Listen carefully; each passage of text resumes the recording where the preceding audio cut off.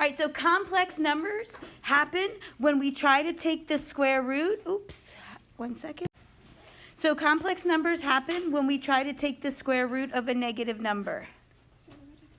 So complex numbers happen when you try to take the square root of a negative number. Can you do this in your calculator? No. What's it going to say? Error. It's going to say it's not possible. So we created a whole bunch of a system of imaginary numbers, which we call complex numbers. And imaginary numbers means that it is the letter I.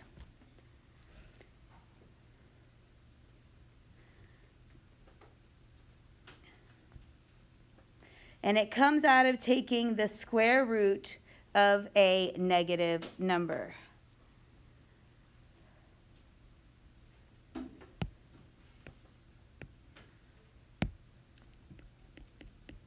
So I showed you the square root of -4. Well, in order to be able to square root it, this negative comes out as this letter I.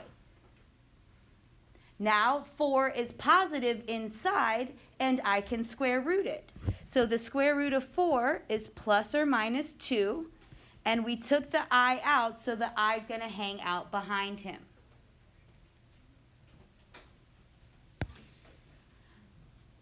So adding and subtracting, I want you to treat the i's like x's.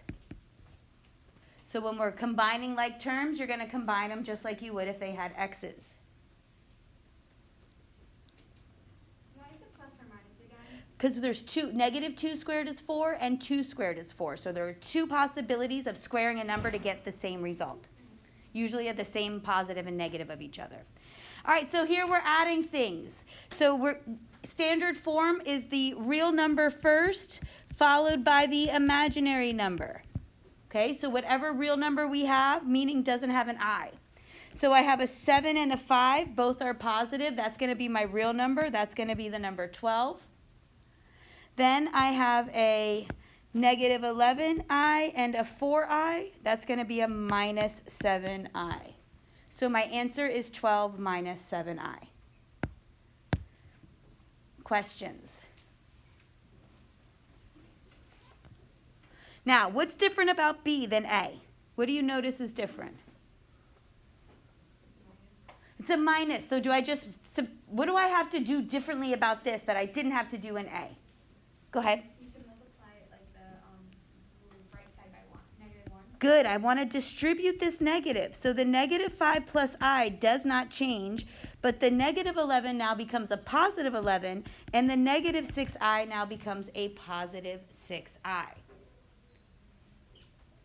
So now we combine like terms. So we have a -5 and a +11 for a +6. A positive I plus a +6i is a +7i. Questions? All right, if not, please continue on to B. I will come around and assist should you need the help. Just want to make sure you get this. Go ahead. This becomes 2 plus 6i minus 12 plus I. So then we combine like terms, we get a -10 plus a 7i. Any questions about this? No, right? We're good? Okay. So let's move on to multiplying. Now, what is x times x? X2. Yeah, x squared. So I times I is going to be I squared. No big deal. And now, what you need to remember is that when you see an I squared, it's equal to -1. So when we see an I squared, we replace it with -1. So how do we multiply complex? Remember, I always try to give you some steps. So the first thing is to multiply. You're going to do that with either distribution or foiling, whatever you need to do. Then we're going to replace the I squareds with a -1. So there shouldn't be an I squared anywhere after I do this. Now comes the time to combine like terms.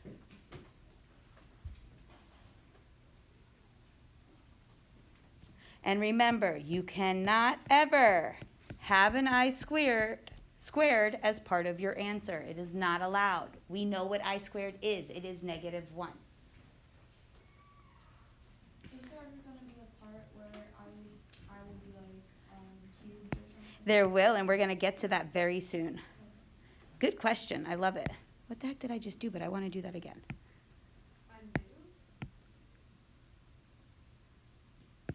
Oh, yeah. This is pretty cool, this program. I'm digging it. Except I don't know how to get rid of this. All right. Do we have white? Nope, we don't. Okay, so we're just going to pretend like this isn't here. So the first one we have is 4i times 3 minus 5i.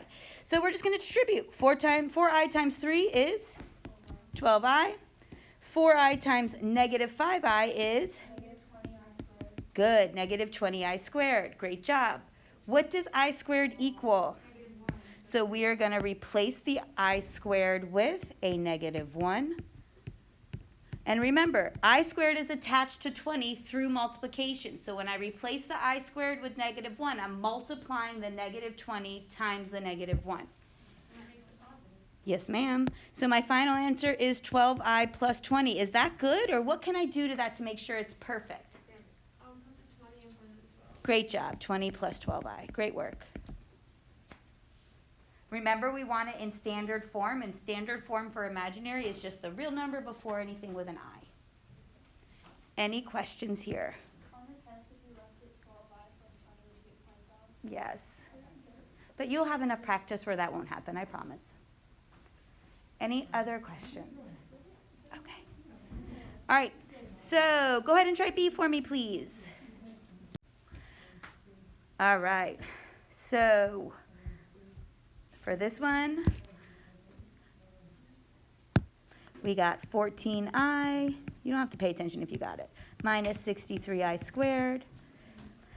14i plus 63, 63 plus 14i. So what is essentially happening to the sign in front of the number with an I squared? Becomes positive. So do I really, if I'm comfortable knowing that, have to show me inputting negative 1 here and all that? No. I know that negative 1, when I multiply it by something, just changes the sign in front of it. So I'm okay with that. If you just jump from one step to the next, that's cool with that. Any questions on B? I know you guys all got it, so let's go ahead and move on to C. So C, we're foiling. So remember, when we foil, it's the first.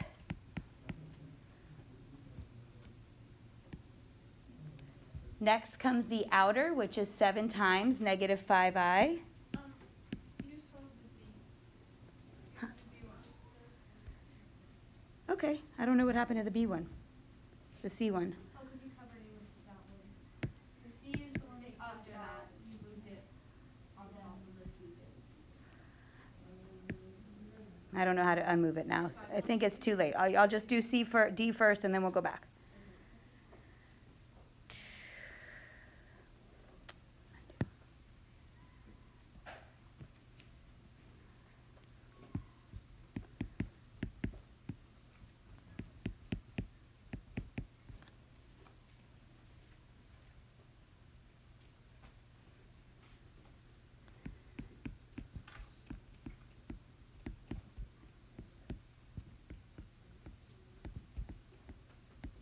Don't copy me, you do it, and then check your answer against mine. All of you know how to FOIL. All of you know how to put negative 1 for I squared. So try to FOIL it, see where you get, and then check your work. If you made a mistake, then that's where you fix it. That should be D. Yeah, you got the C on that one. Yeah. I think you forgot the I with 35. That was I think so. Yeah, beautiful.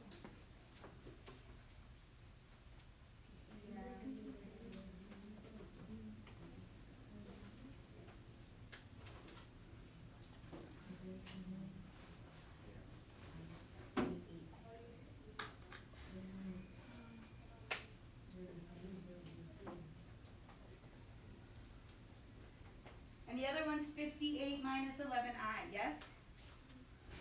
The one that I missed? Yeah. 58 minus 11i.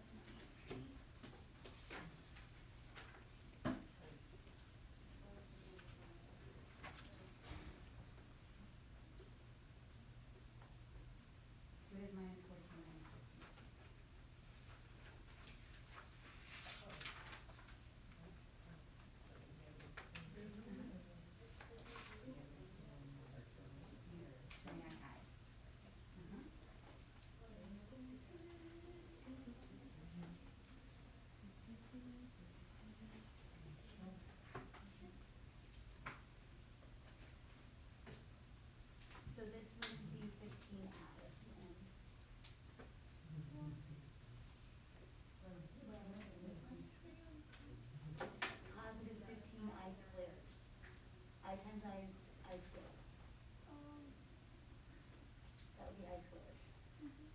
so that would change it to a minus 15. And then the 14i, negative 35i. Oh, because of that. Oh, sorry, it says what? Negative times a negative is a positive. So the negative 3i times a negative 2. That would be a positive 6i.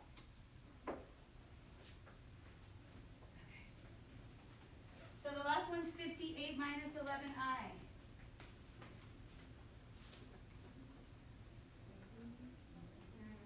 Plus 29. And then minus 29 squared. 30 plus 28 is what? 58, yep. Okay.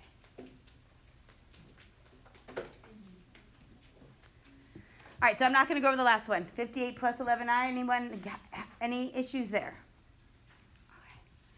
All right, so let's move on to dividing.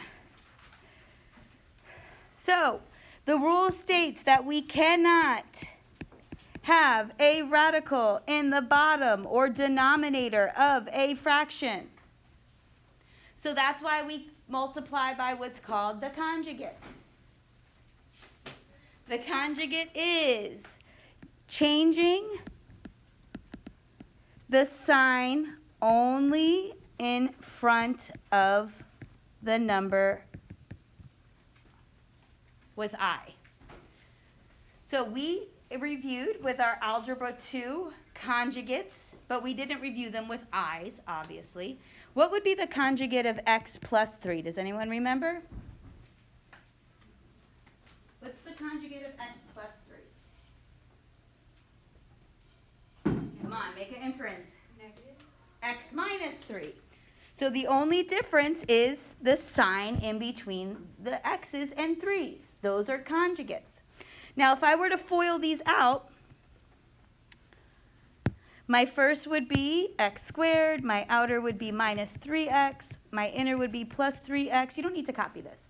And the last would be plus 9. What happens to the O and the I in the FOIL when they're conjugates? Right? They cancel each other. The O and the I in conjugates are going to cancel each other. So what state do we live in right now? Or where are we right now? What state? So technically, we only have to do the F and the L of conjugates because the O and the I are going to cancel. So that's something to keep in mind. So what would be the conjugate of 5 plus 2i? There you go. 5 minus 2i.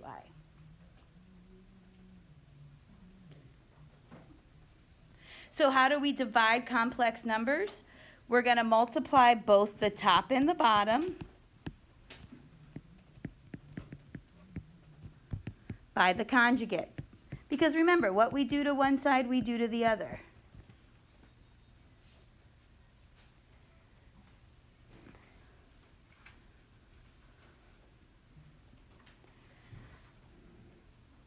Then we're going to FOIL or whatever, distribute the top.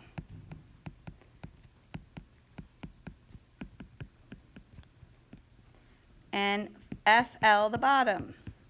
Just the first and last on the bottom. Why? Because they're conjugates and the O and the I cancel. So you'll FOIL, distribute the top, and then just the F and the L in the FOIL on the bottom.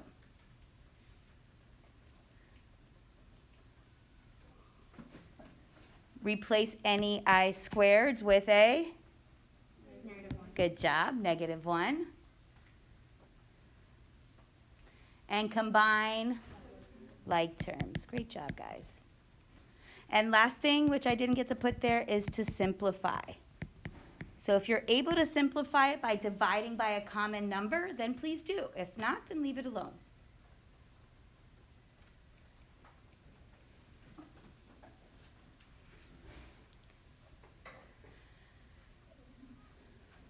All right, so for example A, we have 2 divided by 3 minus I. What is the conjugate of 3 minus I?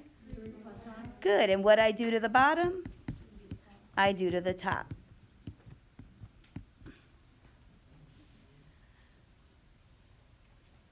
So on the top, we're going to distribute that 2. 2 times 3 is 6. 2 times positive I is a positive 2I.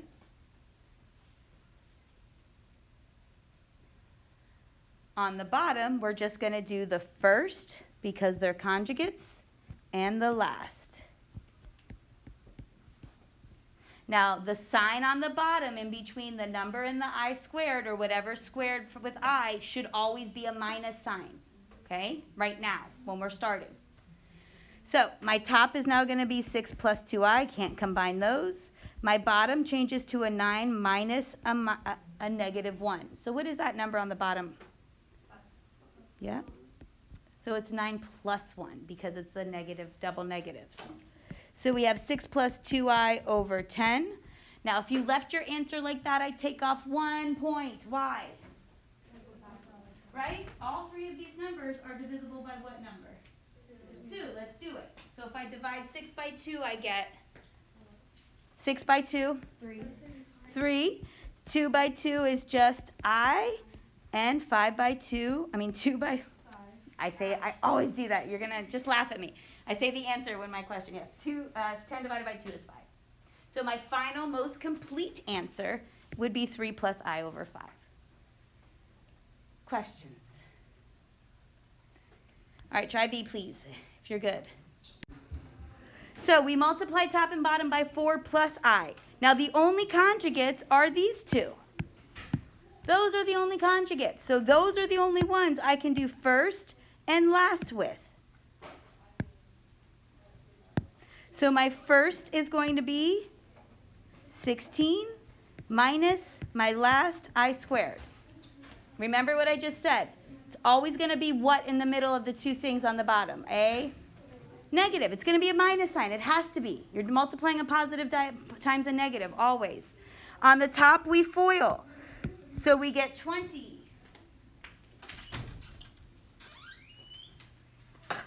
So we get 20. Your outer are plus 5I. Your inner are plus 16I.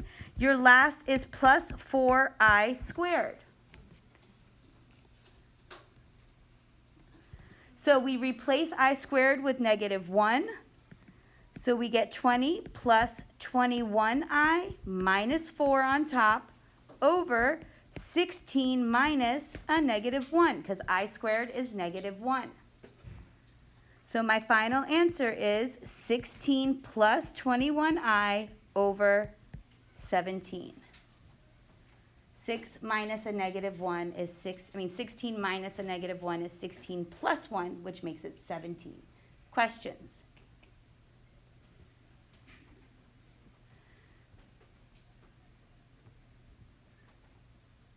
All righty. All right, so this last one, we multiply. Notice most of you started it already. We multiply by 2 plus 5I. That is the conjugate of 2 minus 5I. We can't have an I in the denominator of a fraction. So we first and last the bottom because they're conjugates. So my bottom is 4 minus 25I squared. On the top, I FOIL it.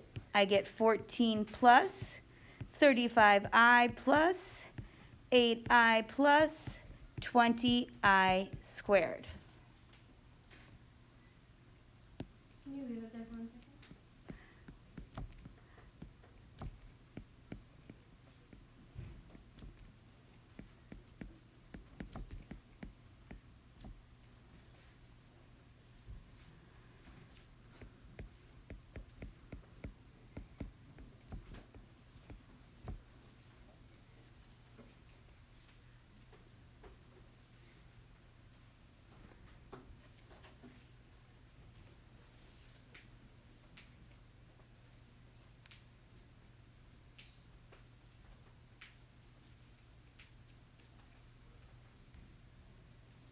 Your brain.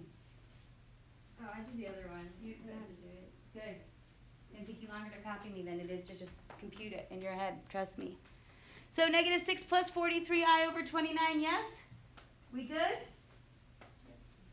All right.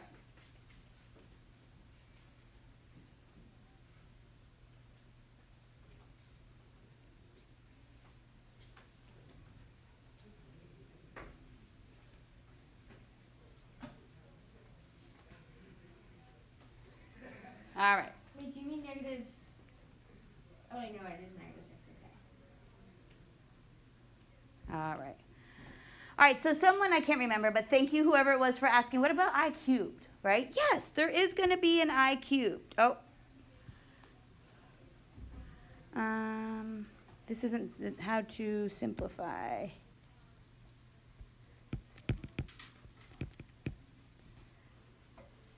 So we're going to divide our exponent by 4. We're going to look only at numbers after decimal point. So we're going to look at the numbers only after the decimal point. We're going to replace with the correct term.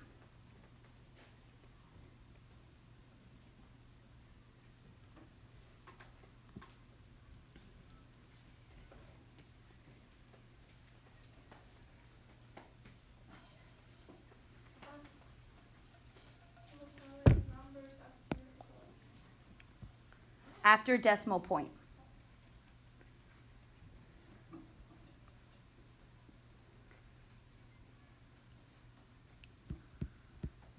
All right, so we're going to create this chart right now. So the chart tells us I to the power of 1 is I. What's I squared? Good. What do we think I to the third would be? If we use what we know, this only. Negative I, right? I to the third is I squared times I. And I squared is negative 1. I is I, so negative I would be I cubed, which is essentially negative 1I. I squared is negative 1. Negative 1 times I is negative I to the 1 power. What do you think I to the fourth is going to be? What is I to the third? Negative I.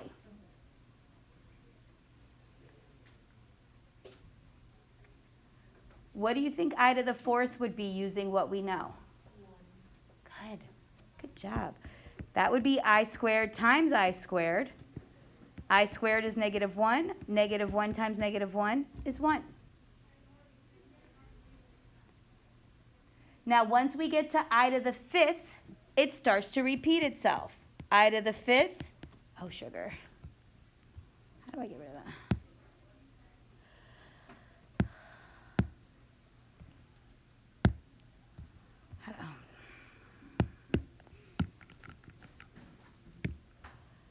This is wonderful. Come on. Why isn't it erasing now? Okay, whatever. All right, so I to the fifth is I cubed times I squared. I cubed is negative I times negative 1. What does that give us? And where is positive I also? First thing I did, right? I is I. So at I to the fifth, it's going to go back to I. I to the sixth is going to be negative 1. I to the seventh is going to be negative I. I to the eighth is going to be 1. I to the ninth is going to be I. I to the 10th is going to be negative 1. I to the 11th is going to be negative I to the 12th is 1.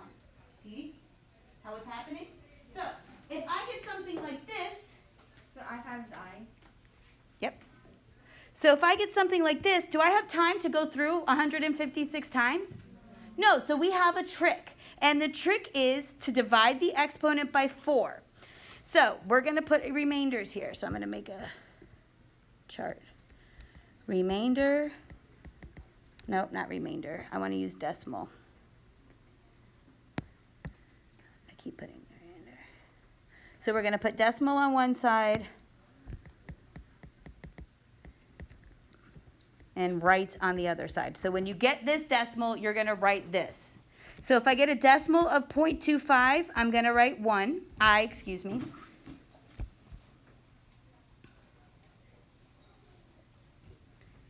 If I get a decimal of 0.5, I'm going to write negative 1. That's my I squared. If I get a decimal of 0.75, I'm going to write negative I in its place. And if I get no decimal, I write 1. So if you haven't grabbed your calculators out yet, please do so, because we're going to be dividing these by 4.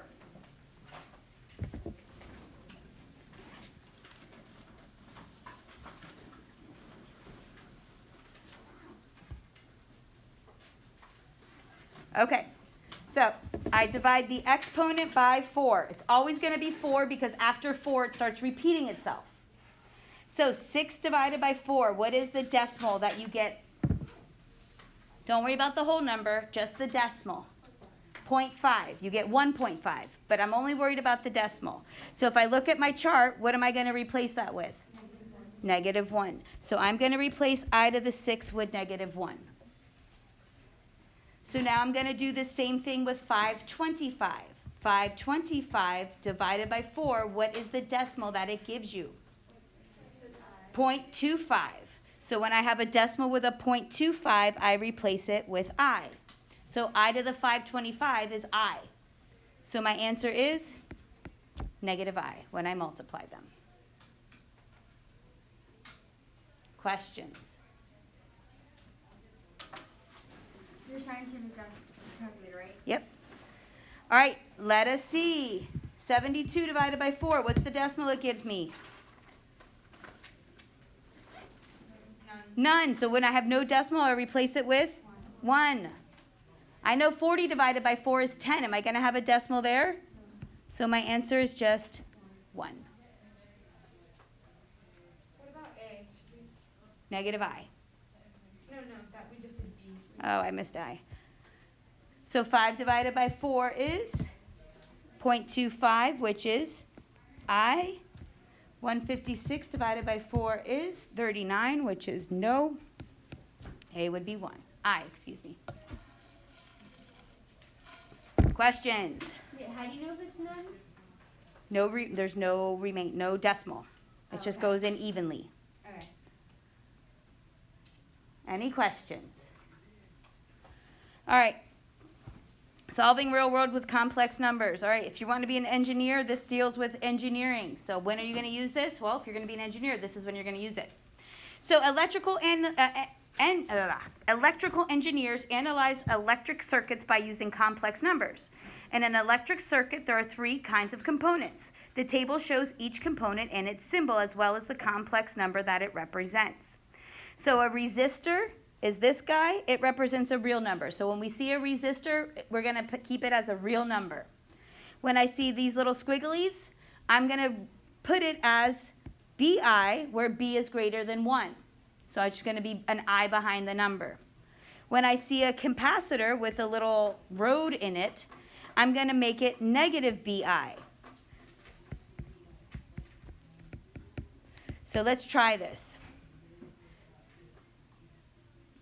So AC currents, everything is off AC currents. That's how it would happen. So an alternating current, known as an AC current, shows a power source on the left side of the diagram labeled 120 volts. The power source causes electrons to flow through the circuit. The impedance, or opposition to the flow of the electrons, of each component of the circuit is also shown using complex numbers. So I see this little squiggly. This thing, what is that? So what is that? A resistor, it's a real number. So this is just going to stay 7. I don't do anything to it. Now I see those circly things, the inductors. What is that going to have? 3I.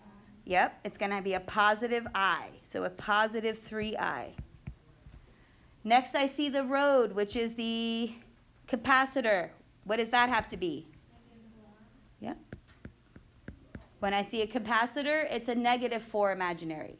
So I'm going to add these together to see the resistance that it puts on the 120 volts.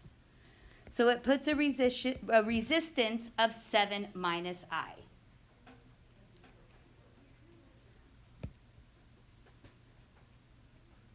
Questions? The volts is the plug essentially coming in. This is what happens behind the scenes essentially. All right. Next thing, quads in standard form versus vertex form. So we know what a quadratic equation is because we just transform them. A quadratic equation is where x squared is the highest exponent. We know that the parabola is the graph of x squared. We already did this last time. And believe it or not, we have been using vertex form to transform our quadratics. So all of you are comfortable with that, yes?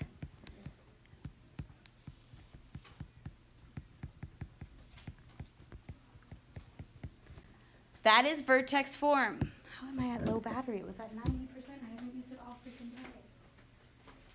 Oh, so frustrating.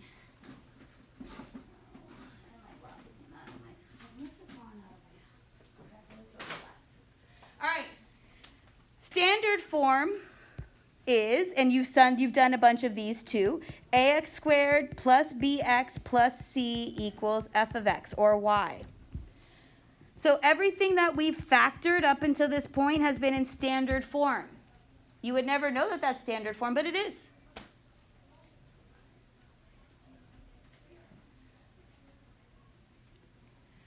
Now you can pull your vertex out of vertex form. It's easy. The vertex is the h and k.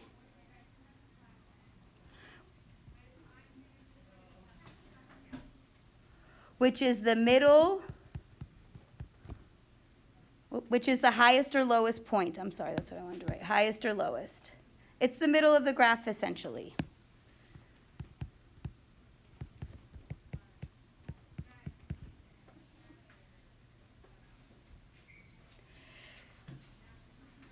The vertex will be a minimum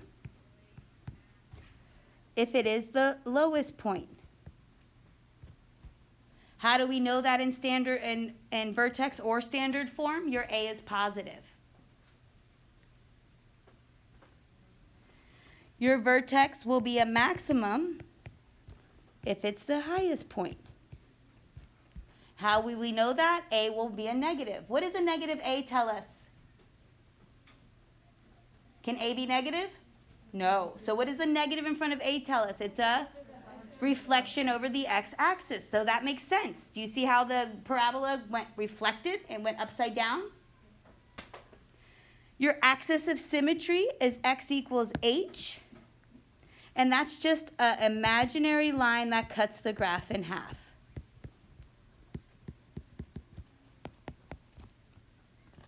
So the axis of symmetry is x equals h, which is an imaginary line that cuts the graph in half.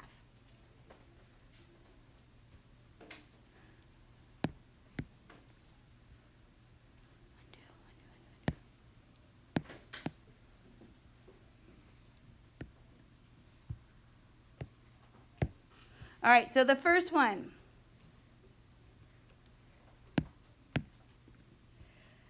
Remember, what is the vertex? What is your h and k here? You know this. We pulled this out for 3 weeks now. 2, 3. Is this going to open up, or is there a reflection over the x-axis? It's going to open up, so my vertex would be a minimum. There's no negative in front of A. My axis of symmetry is x equals h, which is the x value of the vertex. Anyone have a block I could borrow real quick to charge my iPad, please?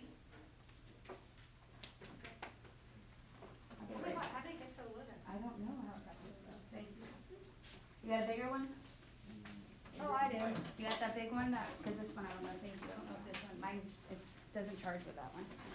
You do it. I'll give it right back. All right. So what would be what happened? How did that come back over here? I moved him over there.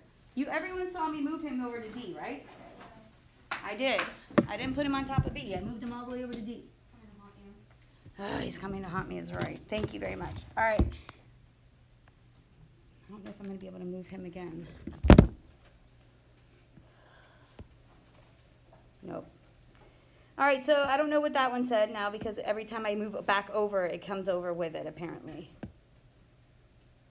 So what is this one? Oh, there it is. Beautiful. All right, so what's my vertex here, guys?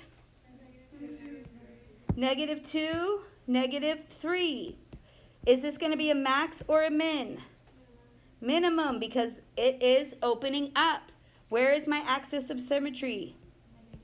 -2. Good. How do we know it's minimum or maximum? Because there's no reflection over the x-axis. What would my vertex be here? 1, 2. Would this be a maximum or a minimum, my vertex?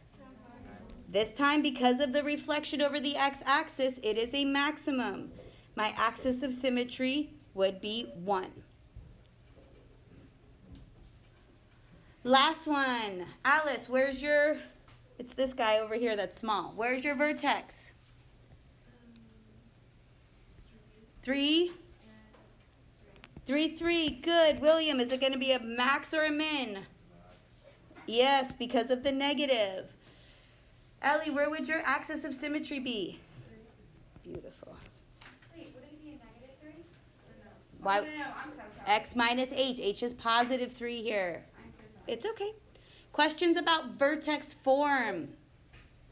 Okay. All right, so standard form. ax squared plus bx plus c equals f of x or y. Remember, f of x is just a fancy way to say y. F of x. F of x is a fancy way to say I. Y.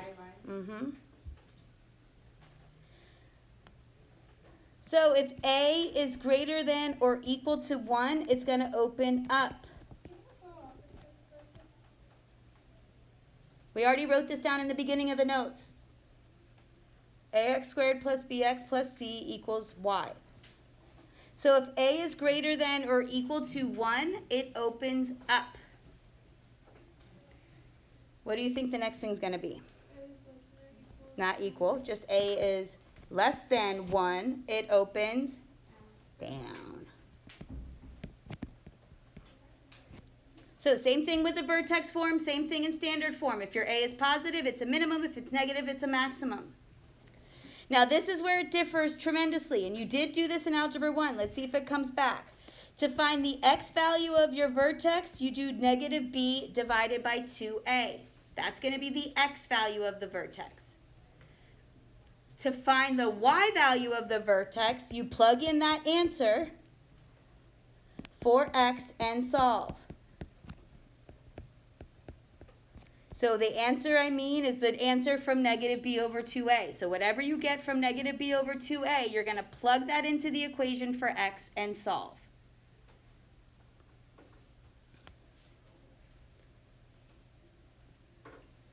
The axis of symmetry is just the x value of your vertex, which is the same thing happened in the previous. It was the x value of the vertex, which was h. And this guy gives us a y-intercept. It is 0, c.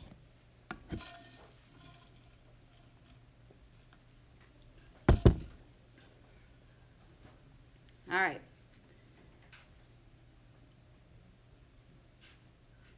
So here we go.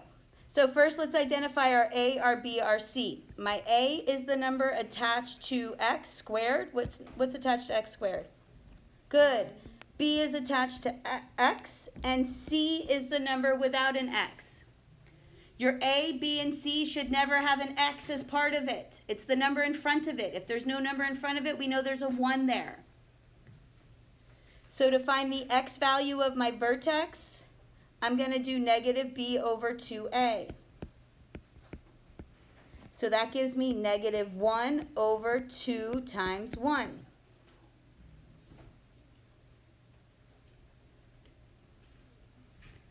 So what is that? -1/2. Good. So the x value of my vertex is -1/2. So is my axis of symmetry. It's the x value of my vertex. I might as well put it in twice while I'm doing it. Now let's find the y value of the vertex. The y value of the vertex, I have to fill in that -1/2 into the equation for x. So it's negative 1/2 squared plus a negative 1/2, which makes it a minus 1/2, minus 2.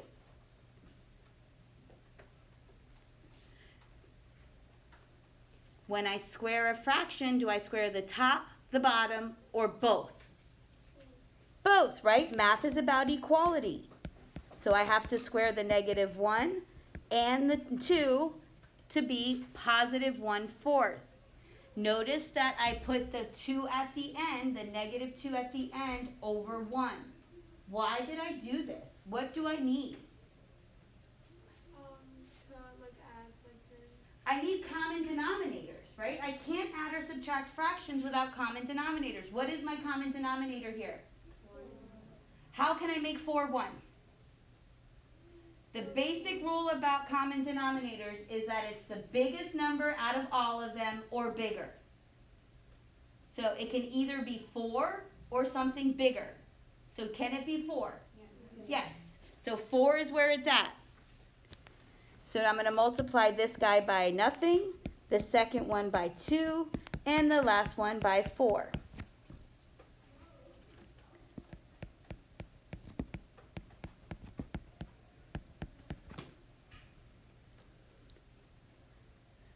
Now I can subtract them from one another, and I get, beautiful, good job, negative 9/4. If you did that as a mixed number, would that be fine? No. Good question. So like negative 9/4? Yes, I do for this.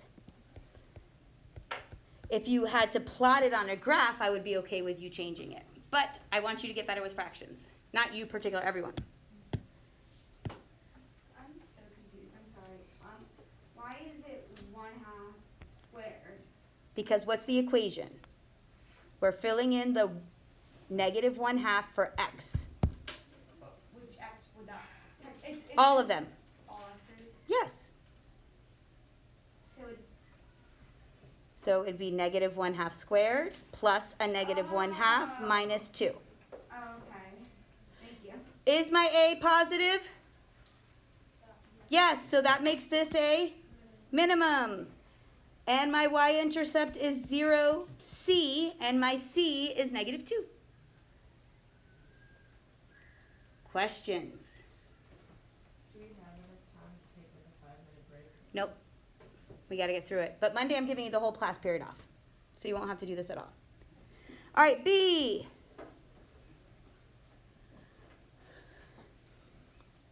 My A is negative 3. My B is 6. This is what our class is going to be like most of the time, and you will have homework because we have to get through 2 sections a day. It was just the first month because of all the days off we had. That's why. All right, so my x value of your vertex is negative 6/2a. So negative 6 divided by negative 6 is 1. That's also my axis of symmetry. To find the y value, I plug in the 1 for every x in the equation. Remember PEMDAS when we're equating this. Yes? Why is there 1? Because that's what negative 6 divided by negative 6 is. It's 1. So what would that be? What's the y value of my vertex? 3, right? It's negative 3 plus 6. Remember, we do PEMDAS. So exponents before multiplication. So the y value of my vertex is 3. Is this going to be a minimum or a maximum, this vertex? Maximum because of the negative. And my y-intercept, it's 0, c. What is c? 0, 0.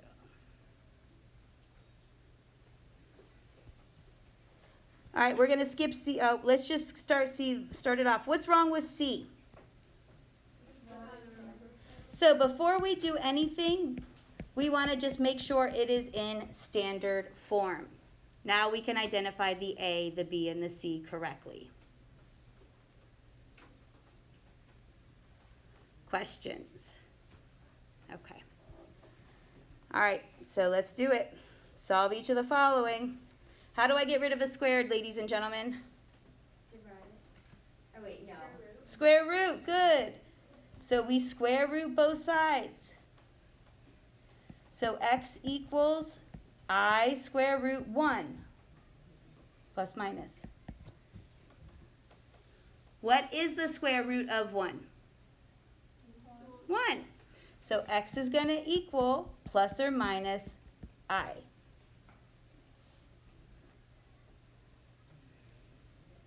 Questions? All right, letter B. Square root both sides. We get x equals plus or minus what? And what is the square root of 4? 2. Plus or minus 2i.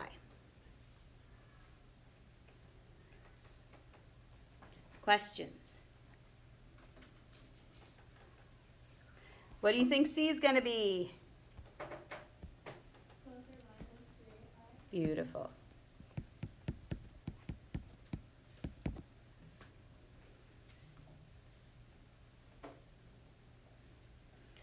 Questions? All right, so you see how these are two imaginary solutions? Why are they two imaginary? Because there's a positive 3i and a negative 3i. I means imaginary. So there's a way by looking at things to see how many solutions there are. So types of solutions, you're going to get whatever is squared by itself.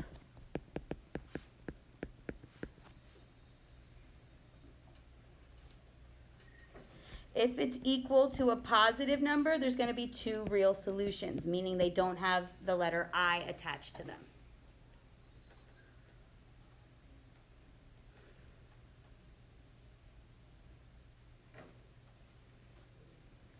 If it's equal to a negative, if it's equal to 0, you're going to get one real solution.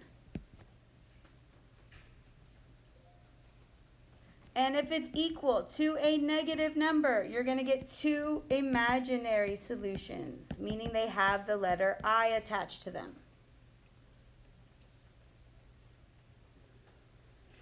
So we get whatever's squared by itself.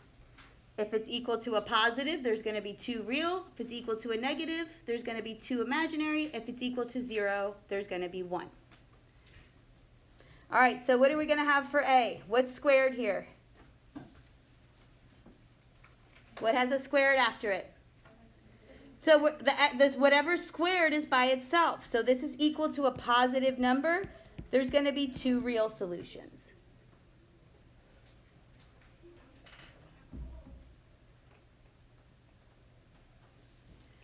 For B, is whatever squared by itself. What's attached to it?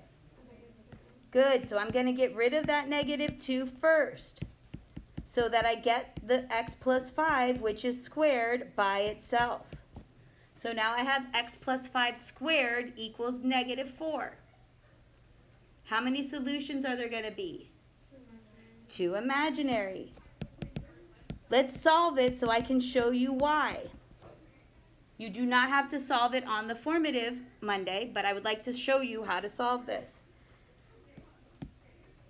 So if I were to solve this, I would square root both sides.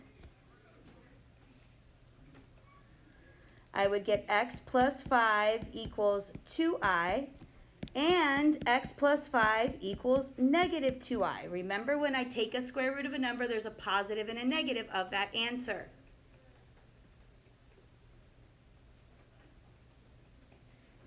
So when I solve this one, I get negative 5 plus 2i. When I solve this one, I get negative 5 minus 2i.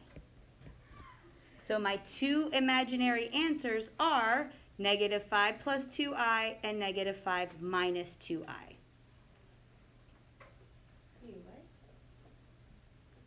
I'm solving them. Can you add 5 to 2i? Yeah, but I'm confused what the bottom is.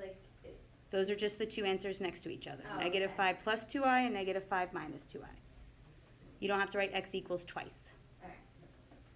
Another way you can write this, if you so wish, -5 plus or minus 2i. That's two answers. Questions? Alrighty, let's try C. What do I have to do first? What's squared here? Not the 4, just the, yes, just the x is squared. So we have to get everything away from that. What am I going to get rid of first? Minus 16, good. So that gives me 4x squared equals 0. What do I do now? That gives me x squared equals 0. What squared gives you 0? 0. So there's one real solution here. There's no other number that I can square that's going to give me 0. So when it's equal to 0, there's only one real solution.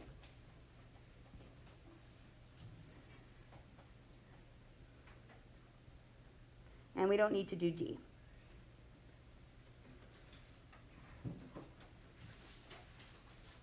So the last thing we're going to do is a couple of these, and then we're going to be done. So we cannot have a radical or I in the bottom of a fraction. It's not allowed. We have to get rid of them. How we do that is we make the bottom a perfect square to get rid of the radical. To get rid of,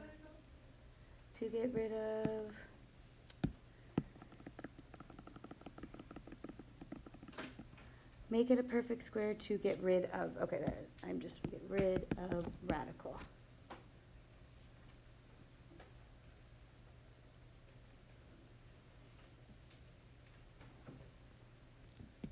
So we're going to multiply the top and bottom by bottom. I don't know why this is there.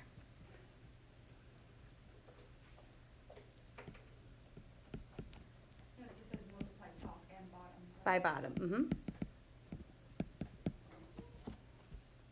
Don't forget to simplify.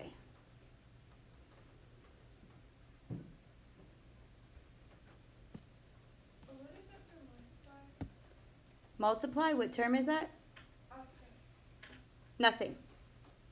Oh, it's not top and bottom? Oh, yes. That's, I wrote top. I thought top was there. Thank you. Okay, top and bottom. I said it, right? Yeah. But I thought top was there. I apologize. All right, let's do this.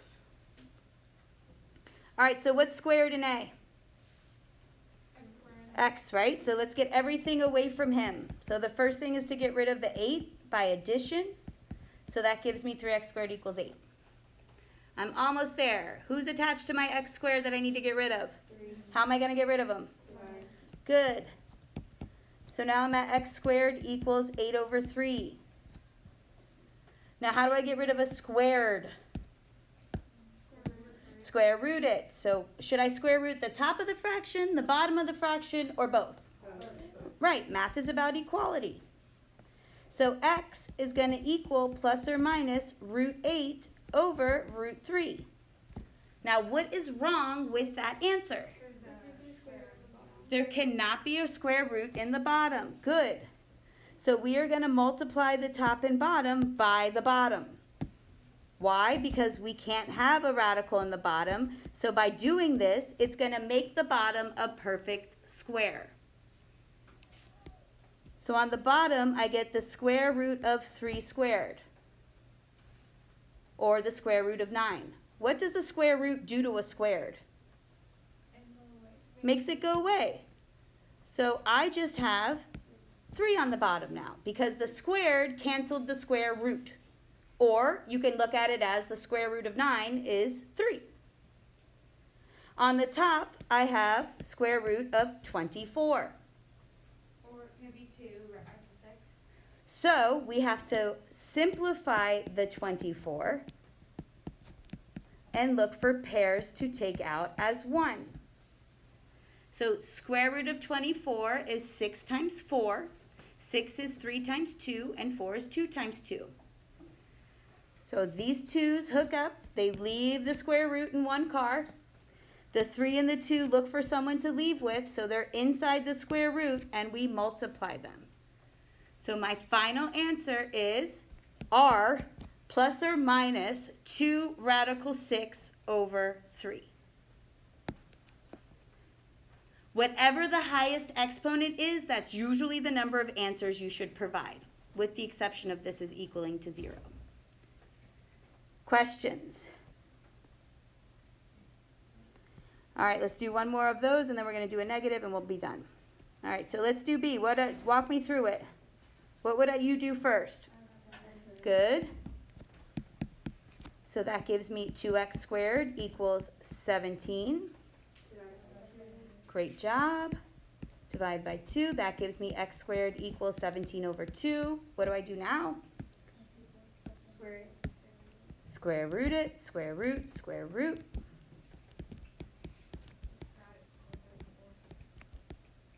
Over what? Yes, good.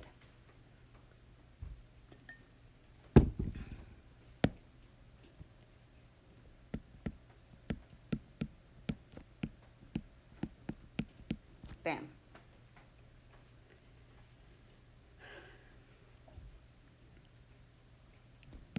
I always forget that plus or minus at the end. I put it in the beginning, but I forget it at the end. Don't forget them. Questions on this one? Make sense? Questions?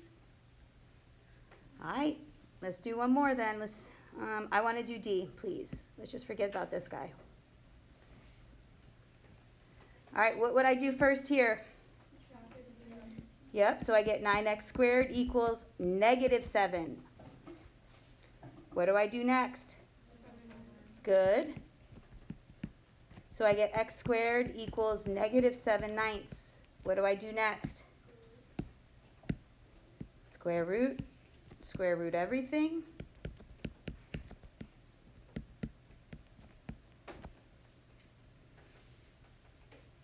What's wrong with this? I got rid of the radical in the bottom. I'm straight, right? We're good? There's a negative radical on the top. Right? How do I get rid of the negative in the radical? I radical 7. Beautiful. Plus or minus I radical 7 over 3.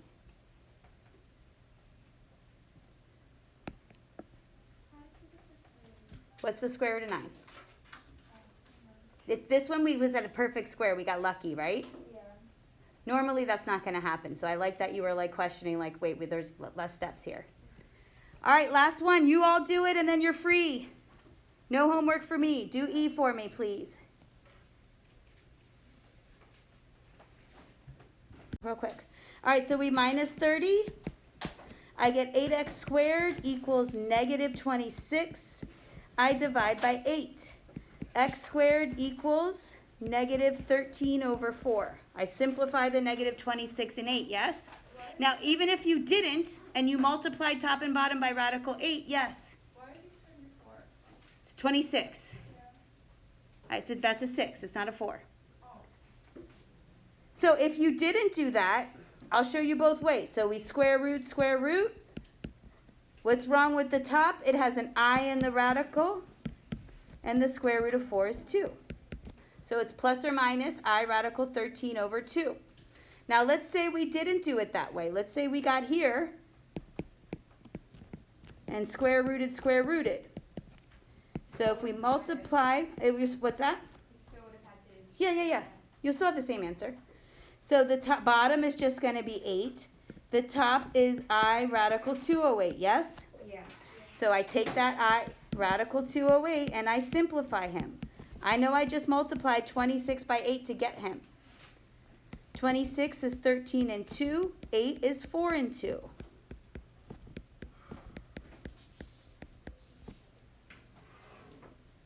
So I have 2 pairs of 2's that hook up. So that becomes a 4 on the outside. 13 stays on the inside. 8 is in the bottom. And lo and behold, the 4 cancels the 8 to a 2. And I get...